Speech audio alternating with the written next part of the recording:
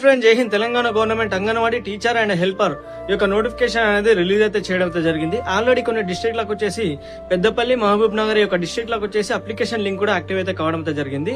Peddapalli and Mahabub Nagar జిల్లా candidates వచ్చేసి 26 June నుంచి 6 జూలై వరకు అయితే మీరు ఆన్లైన్ అయితే అప్లికేషన్ అయితే చేసుకోవచ్చు. రాబోయే రోజుల్లో మన నిజామాబాద్ డిస్ట్రిక్ట్ కూడా అప్లికేషన్ లింక్ అనేది యాక్టివ్ అయితే కావడం అయితే జరుగుతుంది. సో మీ యొక్క సిస్టర్ సర్కిల్ లో కానీ మీ యొక్క మదర్ కానీ ఎడ్యుకేటెడ్ అయితే టీచర్ యొక్క పోస్ట్ కి అయితే అప్లికేషన్ అయితే చేయించండి.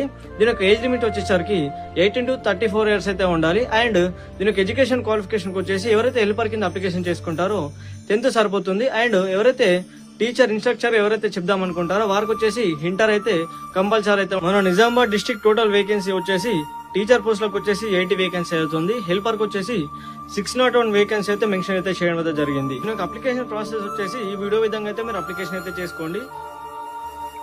దీని యొక్క అప్లికేషన్ ప్రాసెస్ వచ్చేసి ఫస్ట్ వచ్చేసి ఇక్కడ ఏ పోస్ట్ అప్లికేషన్ చేసుకుంటున్నారో ఆ పోస్ట్ అండ్ ప్రిఫరెన్స్ అయితే పెట్టాల్సి అయితే ఉంటుంది.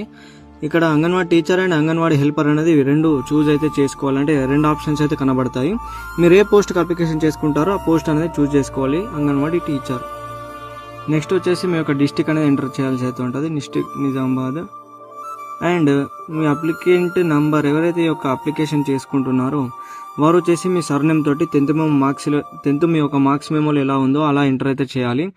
నెక్స్ట్ వచ్చేసి మీరు మ్యారీడ్ అయితే మీ హస్బెండ్ నేమ్ అయితే రాయాలి. నెక్స్ట్ వచ్చేసి మీ యొక్క మొబైల్ నెంబర్ ఇవ్వాల్సి అయితే ఉంటుంది. నెక్స్ట్ వచ్చేసి మీ యొక్క ఏ విలేజో మీ village name and ward number అయితే ఇవ్వాల్సి అయితే ఉంటుంది. నెక్స్ట్ వచ్చేసి మీ యొక్క father name and Aadhaar card and address అయితే ఇవ్వాల్సి అయితే ఉంటుంది.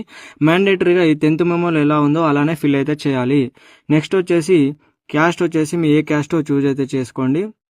విత్ అంటే మీరు మైనారిటీ కిందకి వస్తే ఎస్ అని పెట్టండి, లేదంటే నో అని పెట్టండి.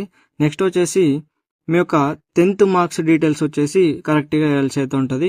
మీరు ఏ ఇయర్లో 10th పాస్ అయ్యారో ఆ ఇయర్ అనేది చూజ్ అయితే చేసుకోవాల్సి అయితే ఉంటుంది. నెక్స్ట్ వచ్చేసి మీరు మార్క్సా, సిజిపిఏనా అండ్ ఓపెన్ ఎస్ఎస్సియా అనే యొక్క మార్క్స్ చూజ్ చేసుకోవాల్సి అయితే ఉంటుంది. మార్క్స్ అయితే మార్క్స్ పైన క్లిక్ అయితే చేయాలి. అండ్ నెక్స్ట్ వచ్చేసి డేట్ ఆఫ్ బర్త్ వచ్చేసి మ్యాండేటరీగా మీ 10th మెమోలో ఎలా ఉందో అలానే డేట్ ఆఫ్ బర్త్ అయితే ఎంటర్ అయితే చేయాలి. నెక్స్ట్ వచ్చేసి డేట్ ఆఫ్ బర్త్ ఎంటర్ చేసిన తర్వాత ఆటోమేటిక్ అయితే ఇక్కడ ఏజ్ అనేది క్యాలిక్యులేట్ అయితే అవుతుంది.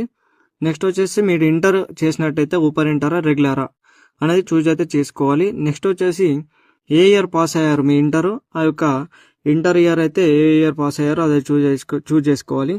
నెక్స్ట్ వచ్చేసి మీ యొక్క హయ్యర్ ఎడ్యుకేషన్ ఏదైనా ఉంటే అంటే డిగ్రీ కానీ పోస్ట్ గ్రాడ్యుయేషన్ కానీ పిహెచ్డి కానీ హైయర్ ఎడ్యుకేషన్ ఏదైనా ఉంటే ఒకటి చూజ్ చేసుకోండి. నెక్స్ట్ వచ్చేసి ఏ ఇయర్ పాస్ అయ్యారో హైయర్ ఎడ్యుకేషన్ ఆ ఇయర్ అయితే చూజ్ చేసుకోండి.